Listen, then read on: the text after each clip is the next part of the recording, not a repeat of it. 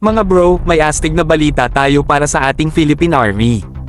Alam nyo bang aside from the M142 HIMARS, nag-e-explore din tayo ng ibang system solutions, gaya ng K239 Chunmo MLRS ng South Korea, para sa ating Coastal Defense Initiative. Ito'y bahagi ng ating plano na may kasamang BrahMos anti-ship missiles. Astig, di ba? Ayon nga sa mga naging reports, parang hindi na itutuloy ang acquisition ng K136 Corium MLRS, kaya naman isa ito sa magiging consideration. Iba't ibang deals tulad nito ang kinukonsidera natin.